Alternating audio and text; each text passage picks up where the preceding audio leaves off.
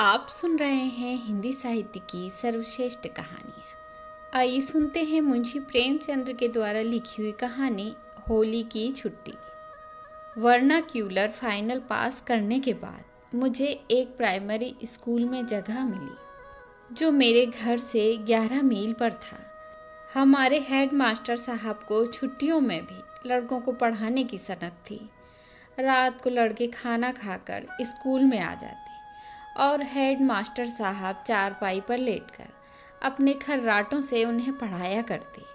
जब लड़कों में धौल धप्पा शुरू हो जाता और शोरगुल मचने लगता, तब यकायक वह खरगोश की नींद से चौंक पड़ते और लड़कों को 2-4 तमाचे लगाकर फिर अपने सपनों के मज़े लेने लगते। 11-12 बजे रात तक यही ड्रामा होता रहता, यहाँ तक कि लड़के नींद से बेकरार होकर वहीं टाट पर सो जाते। अप्रैल में सालाना इम्तहान होने वाला था, इसलिए जनवरी ही से ये हाय तौबा मची हुई थी। नाइट स्कूलों पर इतनी रियायत थी कि रात की क्लासों में उन्हें ना तलब किया जाता था, मगर छुट्टियाँ बिल्कुल न मिलती थीं। सोमवती अमावस्या आई और निकल गई, बसंत आया और चला गया, शिवरात्रि आई और गुजर गई, और इतवारों का तो जिक्र ही क्या।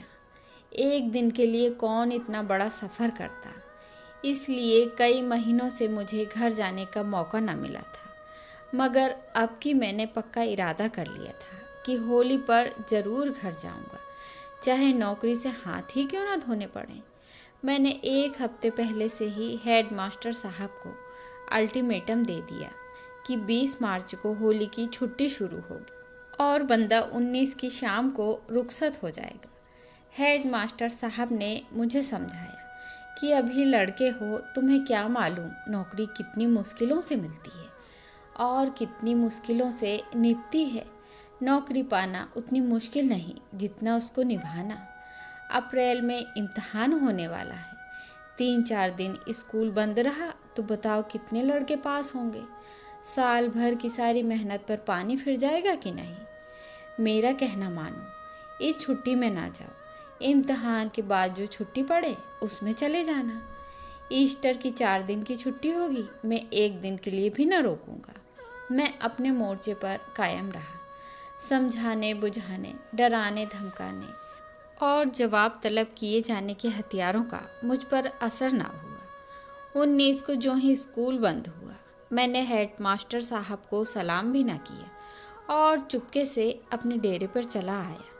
उन्हें सलाम करने जाता तो वह एक न एक काम निकालकर मुझे रोक लेते। रजिस्टर में फीस की मिजान लगाते जाओ, औसत हाजिरी निकालते जाओ, लड़कों की कापियां जमा करके उन पर संशोधन और तारीख सब पूरी कर दो। गोया यह मेरा आखिरी सफ़र है और मुझे ज़िंदगी के सारे काम अभी ख़त्म कर देने चाहिए। मकान पर आकर मैंने चटपट अपनी किताबों की पोटली उठाई, अपना हल्का लिहाफ कंधे पर रखा और स्टेशन के लिए चल पड़ा। गाड़ी 5:05 पर जाती थी। स्कूल की घड़ी हाजिरी के वक्त हमेशा आधा घंटा तेज और छुट्टी के वक्त आधा घंटा सुस्त रहती थी। 4 बजे स्कूल बंद हुआ था। मेरे ख्याल में स्टेशन पहुंचने के लिए काफ़ी वक्त था। फिर भी मुसाफिरों को गाड़ी की तरफ से आमतौर पर जो अंदेशा लगा रहता है और जो घड़ी हाथ में होने पर भी और गाड़ी का वक्त ठीक मालूम होने पर भी दूर से किसी गाड़ी की गड़गड़ाहट या सीटी सुनकर कदमों को तेज और दिल को परेशान कर दिया करता है, वह मुझे भी लगा हुआ था। किताबों की पोटली भारी थी, उस पर कंधे पर लिहाफ, बार बार हाथ बदलता और लपकता चला जाता था, यहाँ तक कि स्टेशन कोई 2 फलांग से नजर आया। सिग्नल डाउन था। मेरी हिम्मत भी उस सिग्नल की तरह डाउन हो गई। उम्र के तकाजे से 100 कदम दौड़ा जरूर, मगर यह निराशा की हिम्मत थी। मेरे देखते देखते गाड़ी आई, 1 मिनट ठहरी और रवाना हो गई। स्कूल की घड़ी यकीनन आज और दिनों से भी ज़्यादा सुस्त थी। अब स्टेशन पर जाना तो बेकार था। दूसरी गाड़ी 11 बजे रात को आएगी। मेरे घर वाले स्टेशन पर कोई 12 बजे पहुंचेगी और वहां से मकान पर जाते जाते 1 बज जाएगा। इस सन्नाटे में रास्ता चलना भी एक मोर्चा था जिसे जीतने की मुझ में हिम्मत न थी। जी में तो आया कि चलकर हेड मास्टर को आड़े हाथे लूं, मगर जब्त किया और चलने के लिए तैयार हो गई। कुल 12 मील ही तो है, अगर 2 मील भी घंटा चला तो 6 घंटों में घर पहुंच सकता हूं। अभी 5 बजे हैं, जरा कदम बढ़ाता जाऊं तो 10 बजे यकीनन पहुंच जाऊंगा। अम्मा और मुन्नू मेरा इंतज़ार कर रहे होंगे। पहुंचते ही गरम गरम खाना मिलेगा। कढ़ाई में गुड़ पक रहा होगा, वहाँ से गरम गरम रस पीने को आ जाएगा। और जब लोग सुनेंगे कि मैं इतनी दूर पैदल आया हूँ तो उन्हें कितना अचरज होगा। मैंने फौरन गंगा की तरफ पैर बढ़ाया। यह कस्बा नदी के किनारे पर था और मेरे गांव की सड़क नदी के उस पार से थी। मुझे इस रास्ते से जाने का कभी संयोग न हुआ था, मगर इतना सुना था कि कच्ची सड़क सीधी सीधी चली जाती है। परेशानी की कोई बात न थी। 10 मिनट में नाव पार पहुंच जाएगी और बस फर्राटे भरता चल दूंगा। 12 मील कहने को तो होते हैं तो कुल 6 कोस, मगर घाट पर पहुंचा तो नाव में से आधे मुसाफिर भी न बैठे थे। मैं कूद कर जा बैठा, खिवैया को पैसे भी निकाल कर दे दिए, लेकिन नाव है कि वहीं अचल ठहरी हुई है। मुसाफिरों की संख्या काफ़ी नहीं है, कैसे खुले। लोग तहसील और कचहरी से आते जाते हैं और बैठ जाते हैं, और मैं हूँ कि अंदर ही अंदर भुना जाता हूँ। सूरज नीचे दौड़ता चला जा रहा है, गोया मुझसे बाजी लगाए हुए है। अभी सफ़ेद था, फिर पीला होना शुरू हुआ और देखते देखते लाल हो गया। नदी के उस पार क्षितिज पर लटका हुआ, जैसे कोई डोल कुएं पर लटक रहा है। हवा में कुछ खुनकी भी आ गई है, भूख भी मालूम होने लगी। मैंने आज घर जाने की खुशी और हड़बड़ी में रोटियां न पकाई थी। सोचा था कि शाम को तो घर पहुंच जाऊंगा, लाओ 1 पैसे के चने लेकर खा लूं। उन दानों ने इतनी देर तक तो साथ दिया, अब पेट की पेचीदगियों में जाकर ना जाने कहाँ गुम हो गए। मगर क्या गम है, रास्ते में क्या दुकानें ना होंगी? 2-4 पैसे की मिठाइयाँ लेकर खा लूँगा। जब नाव उस किनारे पहुँची तो सूरज की सिर्फ आखिरी सांस बाकी थी। हालांकि नदी का पाट बिल्कुल पेंदे में चिपट कर रह गया था। मैंने पोटली उठाई और तेजी से चला। दोनों तरफ चने के खेत थे। जिलन के उदे फूलों पर ओस का हल्का सा पर्दा पड़ चला था। बेअख्तियार एक खेत में घुसकर बूट उखाड़ लिए और टूंगता हुआ भागा। सामने 12 मील की मंजिल है, कच्चा सुनसान रास्ता। शाम हो गई है। मुझे पहली बार गलती मालूम हुई, लेकिन बचपन के जोश ने कहा, क्या बात है, 1-2 मील तो दौड़ ही सकते हैं। 12 को मन में 1760 से गुणा किया, 20,000 गज ही तो होते हैं। 12 मील के मुकाबले में 20,000 गज कुछ हल्के और आसान मालूम हुए। और जब 2-3 मील रह जाएगा तब तो एक तरह से अपने गांव ही में होऊंगा। उसका क्या शुमार। हिम्मत बंध गई। इक्के दुक्के मुसाफिर भी पीछे चले आ रहे थे और इत्मीनान हुआ। अंधेरा हो गया है, मैं लपका जा रहा हूँ। सड़क के किनारे दूर से एक झोपड़ी नजर आती है, एक कुप्पी जल रही है। जरूर किसी बनिए की दुकान होगी, और कुछ ना होगा तो गुड़ और चने तो मिल ही जाएंगे। कदम और तेज करता हूँ, झोपड़ी आती है। उसके सामने एक क्षण के लिए खड़ा हो जाता हूँ। 4-5 आदमी उकड़ू बैठे हुए, बीच में एक बोतल है। हर एक के सामने एक एक कुल्हड़। दीवार से मिली हुई ऊंची गद्दी है, उस पर शाहजी बैठे हुए हैं। उनके सामने कई बोतलें रखी हुई हैं। जरा और पीछे हटकर एक आदमी कढ़ाई में सूखे मटर भून रहा है। उसकी सौंधी खुशबू मेरे शरीर में बिजली की तरह दौड़ जाती है। बेचैन होकर जेब में हाथ डालता हूँ और 1 पैसा निकालकर उसकी तरफ चलता हूँ, लेकिन पाँव आप ही रुक जाते हैं। यह कलवारिया है। खोंचे वाला पूछता है, क्या लोगे? मैं कहता हूँ, कुछ नहीं, और आगे बढ़ जाता हूँ। दुकान भी मिली तो शराब की। गोया दुनिया में इंसान के लिए शराब ही सबसे ज़रूरी चीज़ है। यह सब आदमी धोबी और चमार होंगे। दूसरा कौन शराब पीता है देहात में। मगर वह मटर का आकर्षक सौंधापन मेरा पीछा कर रहा है और मैं भागा जा रहा हूँ। किताबों की पोटली जी का जंजाल हो गया है। ऐसी इच्छा होती है कि इसे यहीं सड़क पर पटक दूँ। उसका वजन मुश्किल से 5 सेर होगा, मगर इस वक्त मुझे मन भर से ज़्यादा मालूम हो रहा है। शरीर में कमजोरी महसूस हो रही है। पूरनमासी का चांद पेड़ों के ऊपर जा बैठा है और पत्तियों के बीच से ज़मीन की तरफ झांक रहा है। मैं बिल्कुल अकेला जा रहा हूँ, मगर दर्द बिल्कुल नहीं है। भूख ने सारी चेतना को दबा रखा है और खुद उस पर हावी हो गई। आह, यह गुड़ की खुशबू कहाँ से आई? कहीं ताज़ा गुड़ पक रहा है। कोई गांव करीब ही होगा। हाँ, वहाँ आमों के झुरमुट में रोशनी नज़र आ रही है। लेकिन वहाँ कोई पैसे 2 पैसे का गुड़ बेचेगा और यूँ मुझसे मांगा ना जाएगा। मालूम नहीं लोग क्या समझें। आगे बढ़ता हूँ, मगर ज़बान से लार टपक रही है। गुड़ से मुझे बड़ा प्रेम है। जब कभी किसी चीज़ की दुकान खोलने की सोचता था तो वह हलवाई की दुकान होती थी। बिक्री हो या ना हो, मिठाइयाँ तो खाने को मिलेंगी। हलवाइयों को देखो, मारे मोटापे के हिल नहीं सकते, लेकिन वह बेवकूफ़ होते हैं। आराम तलबी के मारे तोंद निकाल लेते हैं। मैं कसरत करता रहूँगा, मगर गुड़ की वह धीरज की परीक्षा लेने वाली भूख को तेज करने वाली खुशबू बराबर आ रही है।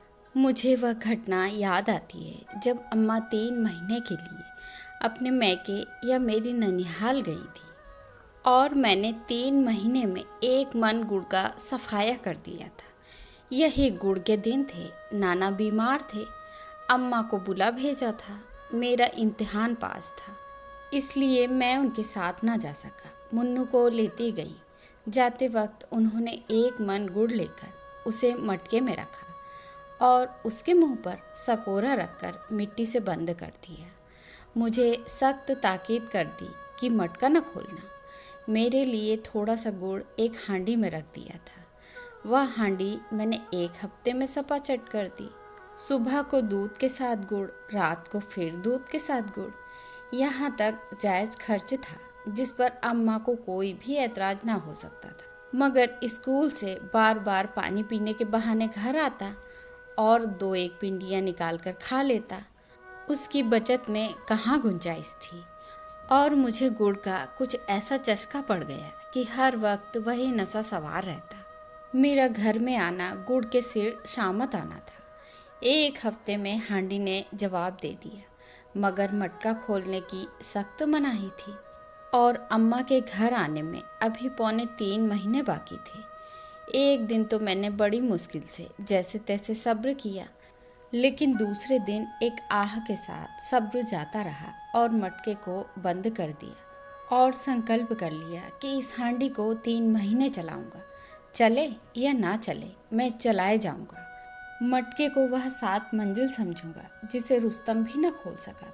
मैंने मटके की पिंडियों को कुछ इस तरह कैंची लगाकर रखा कि जैसे बाज़ दुकानदार दिया सलाई की डब्बियां भर देते हैं। 1 हांडी गुड़ खाली हो जाने पर भी मटका मुंह भरा था। अम्मा को पता ही नहीं चलेगा। सवाल जवाब की नौबत कैसे आएगी। मगर दिल और जान में वही खींचतान शुरू हुई कि क्या कहूँ, और हर बार जीत जबान ही के साथ रहती। यह 2 अंगुल की जीभ दिल जैसे शहजोर पहलवान को नचा रही थी, जैसे मदारी बंदर को नचाए, उसको जो आकाश में उड़ता है और 7वें आसमान के मंसूबे बांधता है। बार बार इरादा करता दिन भर में 5 पिंडियों से ज़्यादा ना खाऊं, लेकिन यह इरादा शराबियों की तौबा की तरह घंटे 2 से ज़्यादा न टिकता। अपने को कोसता, धिक्कारता, गुड़ तो खा रहे हो, मगर बरसात में सारा शरीर सड़ जाएगा। गंधक का मलहम लगाए घूमोगे, कोई तुम्हारे पास बैठना भी पसंद न करेगा। कसमें खाता, विद्या की, माँ की, स्वर्गीय पिता की, गौ की, ईश्वर की, मगर उनका भी वही हाल होता। दूसरा हफ्ता ख़त्म होते होते हांडी भी ख़त्म हो गई। उस दिन मैंने बड़े भक्ति भाव से ईश्वर की प्रार्थना की, भगवान, यह मेरा चंचल लोभी मन मुझे परेशान कर रहा है। मुझे शक्ति दो कि उसको वश में रख सकूं।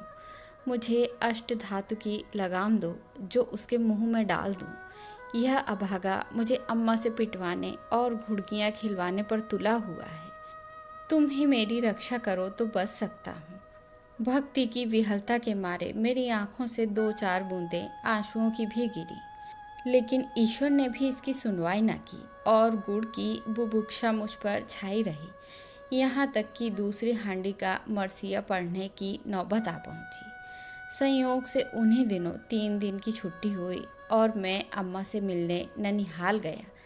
अम्मा ने पूछा, गुड़ का मटका देखा है? चींटे तो नहीं लगे? सीलन तो नहीं पहुंची? मैंने मटकों को देखने की कसम खाकर अपनी ईमानदारी का सबूत दिया। अम्मा ने मुझे गर्व के नेत्रों से देखा और मेरी आज्ञा पालन के पुरस्कार स्वरूप मुझे 1 हांडी निकाल लेने की इजाज़त दे दी। हाँ, ताकीद भी कर दी कि मटके का मुंह अच्छी तरह बंद कर देना। अब तो वहाँ मुझे एक एक दिन एक एक युग मालूम होने लगा।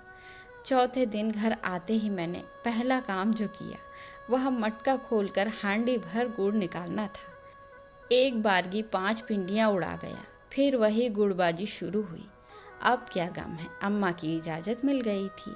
सैया भय कोतवाल और 8 दिन में हांडी गायब। आखिर मैंने अपने दिल की कमजोरी से मजबूर होकर मटके की कोठरी के दरवाजे पर ताला डाल दिया और कुंजी दीवार की एक मोटी संधि में डाल दी। अब देखें तुम कैसे गुड़ खाते हो। इस संधि में से कुंजी निकालने का मतलब यह था कि 3 हाथ दीवार खोद डाली जाए और यह हिम्मत मुझ में न थी। मगर 3 दिन में ही मेरे धीरज का प्याला छलक उठा और इन 3 दिनों में भी दिल की जो हालत थी वह बयान से बाहर है। शीरी यानी मीठे गुड़ की कोठरी की तरफ से बार बार गुजरता और अधीर नेत्रों से देखता और हाथ मल कर रह जाता। कई बार ताले को खटखटाया, खींचा, झटके दिए, मगर जालिम जरा भी न हुमसा। कई बार जाकर उस संधि की जांच पड़ताल की, उसमें झांक कर देखा, एक लकड़ी से उसकी गहराई का अंदाज़ा लगाने की कोशिश की, मगर उसकी तह न मिली। तबीयत खोई हुई सी रहती, न खाने पीने में कुछ मज़ा था, न खेलने कूदने में। वासना बार बार युक्तियों के जोर, खाने पीने में कुछ मज़ा था, न खेलने कूदने में। वासना बार बार युक्तियों के जोर से दिल को कायल करने की कोशिश करती। आखिर गुड़ और किस मर्जी की दवा है, उसे फेंक तो देता नहीं, खाता ही तो हूँ। क्या आज खाया और क्या 1 महीने बाद खाया, इसमें क्या फ़र्क है। अम्मा ने मनाही की है बेशक, लेकिन उन्हें मुझसे एक उचित काम से अलग रखने का क्या हक है। अगर वह आज कहें खेलने मत जाओ, या पेड़ पर मत चढ़ो, या तालाब में तैरने मत जाओ, या चिड़ियों के लिए कंपा मत लगाओ, तितलियां मत पकड़ो, तो क्या मैं माने लेता हूँ। आखिर चौथे दिन वासना की जीत हुई। मैंने तड़के उठकर एक कुदाल लेकर दीवार खोदना शुरू किया। संधि थी ही, खोदने में ज़्यादा देर न लगी। आध घंटे के घनघोर परिश्रम के बाद दीवार से कोई गज भर लंबा और 3 इंच मोटा चप्पड़ टूटकर नीचे गिर पड़ा और संधि की तह में वह सफलता की कुंजी पड़ी हुई थी, जैसे समुंदर की तह में मोती की सीप पड़ी हो। मैंने झटपट उसे निकाला और फौरन दरवाज़ा खोला। मटके से गुड़ निकालकर हांडी में भरा और दरवाज़ा बंद कर दिया। मटके में इस लूटपाट से स्पष्ट कमी पैदा हो गई थी। 1000 तरकीबें आजमाने पर भी इसका गड़ा न भरा। मगर अब की बार मैंने चटोरेपन का अम्मा की वापसी तक खात्मा कर देने के लिए कुंजी को कुएं में डाल दिया। किस्सा लंबा है। मैंने कैसे ताला तोड़ा, कैसे गुड़ निकाला और मटका खाली हो जाने पर कैसे फोड़ा और उसके टुकड़े रात को कुएं में फेंके, और अम्मा आई तो मैंने कैसे रो रो कर उनसे मटके के चोरी हो जाने की कहानी कही। यह बयान करने लगा तो यह घटना जो मैं आज लिखने बैठा हूँ अधूरी रह जाएगी। चुनांचे इस वक्त गुड़ की उस मीठी खुशबू ने मुझे बेसुध बना दिया। मगर मैं सब्र करके आगे बढ़ा। ज्यों-ज्यों रात गुजरती थी, शरीर थकान से चूर होता जाता था। यहाँ तक कि पाँव कांपने लगे। कच्ची सड़क पर गाड़ियों के पहियों की लीक पड़ गई थी। जब कभी लीक में पाँव चला जाता तो मालूम होता किसी गहरे गड्ढे में गिर पड़ा हूँ। बार बार जी में आता यहीं सड़क के किनारे लेट जाऊँ। किताबों की छोटी सी पोटली मन भर की लगती थी। अपने को कोसता था कि किताबें लेकर क्यों चला। दूसरी जबान का इम्तिहान देने की तैयारी कर रहा था, मगर छुट्टियों में एक दिन भी तो किताब खोलने की नौबत ना आएगी। खामखा यह बोझ उठाए चला आता हूँ। ऐसा जी झंझलाता था कि इस मूर्खता के बोझ को वहीं पटक दूँ। आखिर टांगों ने चलने से इनकार कर दिया। एक बार मैं गिर पड़ा और संभल कर उठा तो पाँव थरथरा रहे थे। अब बगैर कुछ खाए पैर उठना दूभर था, मगर यहाँ क्या खाऊं। बार बार रोने को जी चाहता था। संयोग से एक ईंख का खेत नजर आया। अब मैं अपने को रोक ना सका। चाहता था कि खेत में घुसकर 4-5 ईंखें तोड़ लूं और मज़े से रस चूसता हुआ चलूं। रास्ता भी कट जाएगा और पेट में भी कुछ पड़ जाएगा। मगर मेड़ पर पाँव रखा ही था कि कांटों में उलझ गया। किसान ने शायद मेड़ पर कांटे बिखेर दिए थे। शायद बेर की झाड़ी थी। धोती कुर्ता सब कांटों में फंसा हुआ। पीछे हटा तो कांटों की झाड़ी साथ साथ चली। कपड़े छुड़ाने लगा तो हाथों में कांटे चुभने लगे। जोर से खींचता तो धोती फट गई। भूख तो गायब हो गई। फिक्र हुई कि इन नई मुसीबत से क्यों कर छुटकारा हो। कांटों को एक जगह से अलग करता तो दूसरी जगह चिमट जाती। झुकता तो शरीर में चुभते। किसी को पुकारूं तो चोरी खुली जाती है। अजीब मुसीबत में पड़ा हुआ था। उस वक्त मुझे अपनी हालत पर रोना आ गया। कोई रेगिस्तानों की खाक छानने वाला आशिक भी इस तरह कांटों में फंसा होगा। बड़ी मुश्किल से आध घंटे में गला छूटा, मगर धोती और कुर्ते के माथे गई। हाथ और पांव छलनी हो गए वह घाते में। अब एक कदम आगे रखना मुहाल था। मालूम नहीं कितना रास्ता तय हुआ, कितना बाकी है। न कोई आदमी न आदमजात, किससे पूछूं। अपनी हालत पर रोता हुआ जा रहा था। एक बड़ा गांव नजर आया। बड़ी खुशी हुई। कोई ना कोई दुकान मिल ही जाएगी। कुछ खा लूँगा और किसी के सायबान में पड़ रहूँगा। सुबह देखी जाएगी। मगर देहातों में लोग सरे शाम सोने के आदी होते हैं।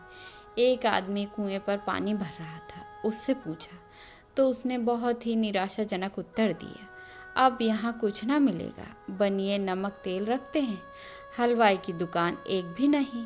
कोई शहर थोड़े ही है, इतनी रात तक दुकान खोले कौन बैठा रहे। मैंने उससे बड़े बिनती के स्वर में कहा, कहीं सोने की जगह मिल जाएगी। उसने पूछा, कौन हो तुम? तुम्हारी जान पहचान का यहाँ कोई नहीं है? जान पहचान का कोई होता तो तुमसे क्यों पूछता? तो भाई अनजान आदमी को यहाँ नहीं ठहरने देंगे। इसी तरह कल एक मुसाफिर आकर ठहरा था।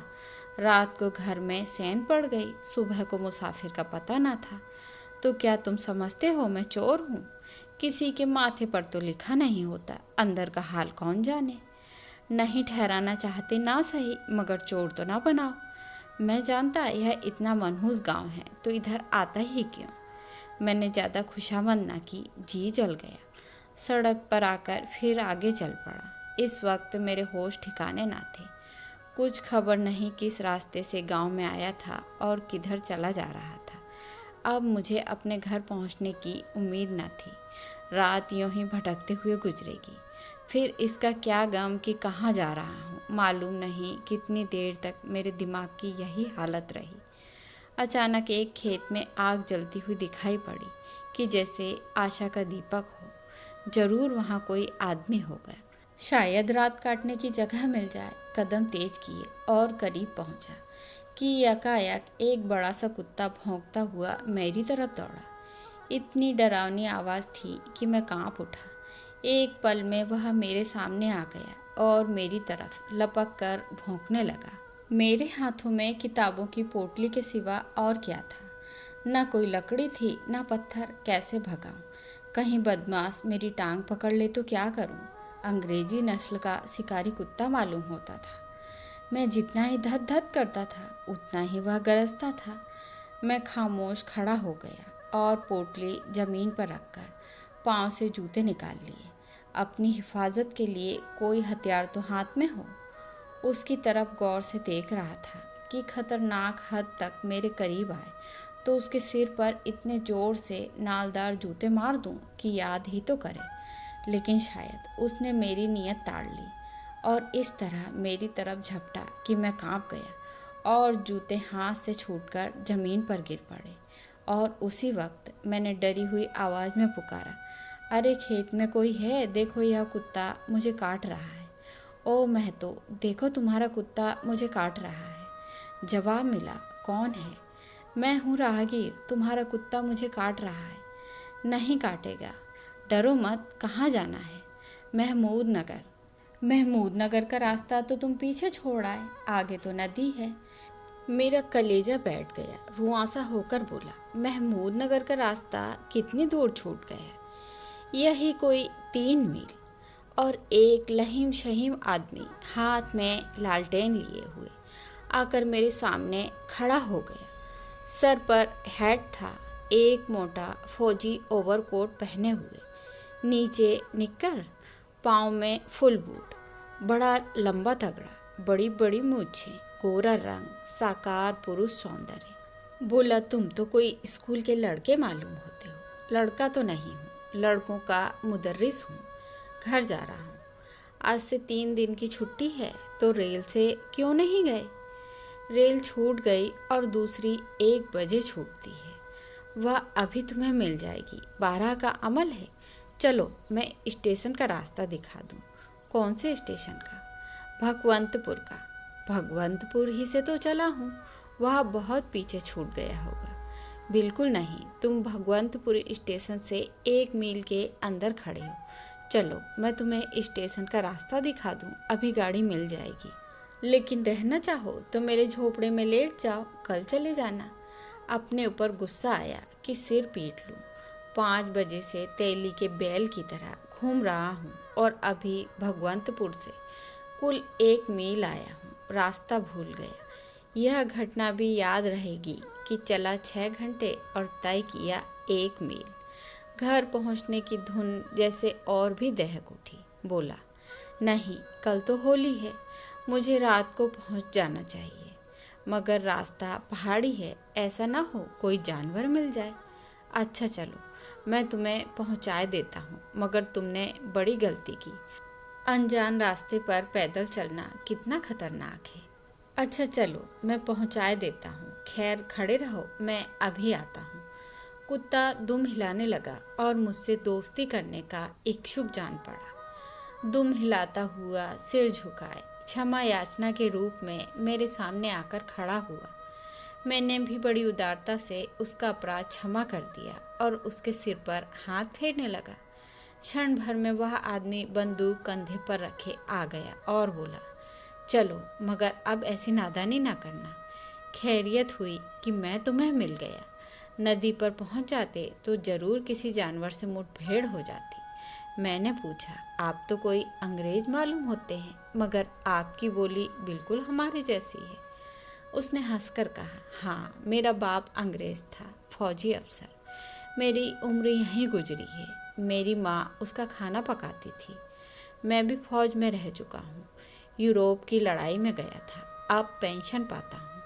लड़ाई में मैंने जो दृश्य अपनी आंखों से देखे और जिन हालात में मुझे ज़िंदगी बसर करनी पड़ी और मुझे अपनी इंसानियत का जितना खून करना पड़ा, उससे इस पेशे से मुझे नफ़रत हो गई और मैं पेंशन लेकर यहाँ चला आया। मेरे पापा ने यहीं एक छोटा सा घर बना लिया था। मैं यहीं रहता हूँ और आसपास के खेतों की रखवाली करता हूँ। यह गंगा की घाटी है, चारों तरफ पहाड़ियाँ हैं। जंगली जानवर बहुत लगते हैं, सूअर, नीलगाय, हिरन सारी खेती बर्बाद कर देते हैं। मेरा काम है जानवरों से खेती की हिफाजत करना। किसानों से मुझे हल पीछे 1 मन गल्ला मिल जाता है, वह मेरे गुजर बसर के लिए काफ़ी होता है। मेरी बुढ़िया माँ अभी जिंदा है। जिस तरह पापा का खाना पकाती थी, उसी तरह अब मेरा खाना पकाती है। कभी कभी मेरे पास आया करो, मैं तुम्हें कसरत करना सिखा दूंगा। साल भर में पहलवान हो जाओगे। मैंने पूछा, आप अभी तक कसरत करते हैं? वह बोला, हाँ, 2 घंटे रोजाना कसरत करता हूँ। मुकदर और लेजिम का मुझे बहुत शौक है। मेरा 50वां साल है, मगर एक सांस में 5 मील दौड़ सकता हूँ। कसरत ना करूँ तो इस जंगल में रहूँ कैसे? मैंने खूब कुश्तियाँ लड़ी, अपनी रेजिमेंट में खूब मजबूत आदमी था, मगर अब इस फौजी जिंदगी की हालातों पर गौर करता हूँ तो शर्म और अफसोस से मेरा सर झुक जाता है। कितने ही बेगुनाह मेरी राइफल के शिकार हुए। मेरा उन्होंने क्या नुकसान किया था? मेरी उनसे कौन सी अदावत थी? मुझे तो जर्मन और ऑस्ट्रियन सिपाही भी वैसे ही सच्चे, वैसे ही बहादुर, वैसे ही खुशमिजाज, वैसे ही हमदर्द मालूम हुए जैसे फ्रांस या इंग्लैंड के। हमारी उनसे खूब दोस्ती हो गई थी, साथ खेलते थे, साथ बैठते थे। यह ख्याल ही ना आता था कि यह लोग हमारे अपने नहीं हैं, मगर फिर भी हम एक दूसरे के खून के प्यासे थे। किस लिए? इसलिए कि बड़े बड़े अंग्रेज सौदागरों का खतरा था कि कहीं जर्मनी उनका रोजगार न छीन ले। यह सौदागरों का राज है। हमारी फौजें उन्हीं के इशारों पर नाचने वाली कठपुतलियां हैं।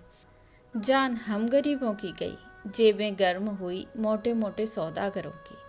उस वक्त हमारी ऐसी खातिर होती थी, ऐसी पीठें ठोकी जाती थी, गोया हम सल्तनत के दामाद हैं। हमारे ऊपर फूलों की बारिश होती थी, हमें पार्टियां दी जाती थी। हमारी बहादुरी की कहानियां रोजाना अखबारों में तस्वीरों के साथ छपती थी।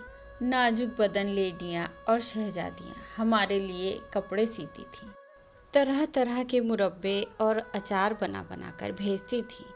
लेकिन जब सुलह हो गई तो उन्हीं जाबाजों को कोई टके को भी न पूछता था। कितनों ही के अंग भंग हो गए थे, कोई लूला हो गया था, कोई लंगड़ा, कोई अंधा। उन्हें एक टुकड़ा रोटी भी देने वाला कोई न था। मैंने कितनों ही को सड़क पर भीख मांगते देखा। तब से मुझे ऐसे पेशे से नफरत हो गई। मैंने यहाँ आकर यह काम अपने जिम्मे ले लिया और खुश हूँ। सिपाहगिरी इसलिए है कि उससे गरीबी की जानमाल की हिफाजत हो, इसलिए नहीं कि करोड़पतियों की बेशुमार दौलत और बढ़े। यहाँ मेरी जान हमेशा खतरे में बनी रहती है। कई बार मरते मरते बचा हूँ, लेकिन इस काम में मर भी जाऊँ तो मुझे अफसोस ना होगा, क्योंकि मुझे यह तस्कीन होगा कि मेरी ज़िंदगी गरीबों के काम आए। और यह बेचारे किसान मेरी कितनी खातिर करते हैं। तुमसे क्या कहूँ, अगर मैं बीमार पड़ जाऊँ और उन्हें मालूम हो जाए कि मैं उनके शरीर के ताज़े खून से अच्छा हो जाऊँगा, तो बिना झिझके अपना खून दे देंगे। पहले मैं बहुत शराब पीता था। मेरी बिरादरी को तो तुम लोग जानते ही होगे। हम में बहुत ज़्यादा लोग ऐसे हैं जिनको खाना मयसर हो या ना हो, मगर शराब ज़रूर चाहिए। मैं भी 1 बोतल शराब रोज़ पी जाता था। बाप ने काफ़ी पैसे छोड़े थे। अगर किफ़ायत से रहना जानता तो ज़िंदगी भर आराम से पड़ा रहता, मगर शराब ने सत्यानाश कर दिया। उन दिनों में बड़े ठाठ से रहता था, कॉलर टाई लगाए, छैला बना हुआ, नौजवान छोकरियों से आंखें लड़ाया करता था। घुड़दौड़ में जुआ खेलना, शराब पीना, क्लब में ताश खेलना और औरतों से दिल बहलाना, यही मेरी ज़िंदगी थी। 3-4 साल में मैंने 25-30 हज़ार रुपये उड़ा दिए। कौड़ी कफन को ना रखी। जब पैसे ख़त्म हो गए तो रोजी की फिक्र हुई। फौज में भर्ती हो गया, मगर खुदा का शुक्र है कि वहाँ से कुछ सीख कर लौटा। यह सच्चाई मुझ पर खुल गई कि बहादुर का काम जान लेना नहीं, बल्कि जान की हिफाजत करना है। यूरोप से आकर एक दिन में शिकार खेलने लगा और इधर आ गया। देखा कई किसान अपने खेतों के किनारे उदास खड़े हैं। मैंने पूछा, क्या बात है, तुम लोग क्यों इस तरह उदास खड़े हो? एक आदमी ने कहा, क्या करें साहब, जिंदगी से तंग है। न मौत आती है न पैदावार होती है। सारे जानवर आकर खेत चर जाते हैं। किसके घर से लगान चुकाएं, क्या महाजन को दें, क्या अमलों को दें और क्या खुद खाएं। कल इन्हीं खेतों को देखकर दिल की कली खिल जाती थी। आज इन्हें देखकर आँखों से आंसू आ जाते हैं। जानवरों ने सफाया कर दी। मालूम नहीं उस वक्त मेरे दिल पर किस देवता या पैगंबर का साया था कि मुझे उन पर रहम आ गया। मैंने कहा, आज से मैं तुम्हारे खेतों की रखवाली करूँगा। क्या मजाल कि कोई जानवर भटक सके, एक दाना जो जाए तो जुर्माना दूँ। बस उस दिन से आज तक मेरा यही काम है। आज 10 साल हो गए, मैंने कभी नागा नहीं किया। अपना गुजर भी होता है और एहसान मुफ्त मिलता है। और सबसे बड़ी बात यह है कि इस काम से दिल को खुशी होती है। नदी आ गई। मैंने देखा, वही घाट है जहाँ शाम को किश्ती पर बैठा था। उस चांदनी में नदी जड़ाऊ गहनों से लदी हुई जैसे कोई सुनहरा सपना देख रही हो। मैंने पूछा, आपका नाम क्या है? कभी कभी आपके दर्शन के लिए आया करूँगा। उसने लालटेन उठाकर मेरा चेहरा देखा और बोला, मेरा नाम जैक्सन है, बिल जैक्सन। ज़रूर आना। इस स्टेशन के पास जिससे मेरा नाम पूछोगे मेरा पता बतला देगा। यह कहकर वह पीछे की तरफ मुड़ा, मगर यकायक लौट पड़ा और बोला, मगर तुम्हें यहाँ सारी रात बैठना पड़ेगा और तुम्हारी अम्मा घबरा रही होंगी। तुम मेरे कंधे पर बैठ जाओ तो मैं तुम्हें उस पार पहुँचा दूँ। आजकल पानी बहुत कम है, मैं तो अक्सर तैर आता हूँ। मैंने एहसान से दबकर कहा, आपने यही क्या कम इनायत की है कि मुझे यहाँ तक पहुँचा दिया, वरना शायद घर पहुँचना नसीब ना होता। मैं यहाँ बैठा रहूँगा और सुबह को किसी किश्ती से पार उतर जाऊँगा। वाह! और तुम्हारी अम्मा रोती होंगी कि मेरे लाडले पर ना जाने क्या गुजरी। यह कहकर मिस्टर जैक्सन ने मुझे झट उठाकर कंधे पर बिठा लिया और इस तरह बेधड़क पानी में घुसे कि जैसे सूखी ज़मीन है। मैं दोनों हाथों से उनकी गर्दन पकड़े हूँ, फिर भी सीना धड़क रहा है और रगों में सनसनी सी मालूम हो रही है। मगर जैक्सन साहब इत्मीनान से चले जा रहे हैं। पानी घुटने तक आया, फिर कमर तक पहुँचा। ओफो, सीने तक पहुँच गया। अब साहब को एक एक कदम मुश्किल हो रहा है। मेरी जान निकल रही है। लहरें उनके गले लिपट रही हैं, मेरे पाँव भी झूमने लगी। मेरा जी चाहता है उनसे कहूँ, भगवान के लिए वापस चलिए, मगर ज़बान नहीं खुलती। चेतना ने जैसे इस संकट का सामना करने के लिए सब दरवाजे बंद कर लिए। डरता हूँ कि कहीं जैक्सन साहब फिसले तो अपना काम तमाम है। यह तो तैराक हैं, निकल जाएंगे, मैं लहरों की खुराक बन जाऊँगा। अफसोस आता है अपनी बेवकूफ़ी पर कि तैरना क्यों न सीख लिया। यकायक जैक्सन ने मुझे दोनों हाथों से कंधे के ऊपर उठा लिया। हम बीच धार में पहुँच गए थे। बहाव में इतनी तेज़ी थी कि एक एक कदम आगे रखने में एक एक मिनट लग जाता था। दिन को इस नदी में कितनी ही बार आ चुका था, लेकिन रात को और इस मझधार में वह बहती हुई मौत मालूम होती थी। 10-12 कदम तक मैं जैक्सन के दोनों हाथों पर टांगा रहा। फिर पानी उतरने लगा। मैं देख न सका, मगर शायद पानी जैक्सन के सर के ऊपर तक आ गया था, इसलिए उन्होंने मुझे हाथों पर बिठा लिया। जब गर्दन बाहर निकल आई तो ज़ोर से हंसकर बोले, लो अब पहुंच गए। मैंने कहा, आपको आज मेरी वजह से बड़ी तकलीफ़ हुई। जैक्सन ने मुझे हाथों से उतार कर फिर कंधे पर बिठाते हुए कहा, और आज मुझे जितनी खुशी हुई उतनी आज तक कभी ना हुई थी। जर्मन कप्तान को कत्ल करके भी नहीं। अपनी माँ से कहना मुझे दुआ दें। घाट पर पहुंचकर मैं साहब से रुखसत हुआ। उनकी सज्जनता, निस्वार्थ सेवा और अदम्य साहस का न मिटने वाला असर दिल पर लिए हुए मेरे जी में आया। काश मैं भी इसी तरह लोगों के काम आ सकता। 3 बजे रात को जब मैं घर पहुंचा तो होली में आग लग रही थी। मैं स्टेशन से 2 मील सरपट दौड़ता हुआ गया। मालूम नहीं भूखे शरीर में इतनी ताकत कहाँ से आ गई थी। अम्मा मेरी आवाज़ सुनते ही आंगन से निकल आई और मुझे छाती से लगा लिया और बोली, इतनी रात कहाँ कर दी? मैं तो सांझ से तुम्हारी राह देख रही थी। चलो खाना खा लो। कुछ खाया पिया है कि नहीं?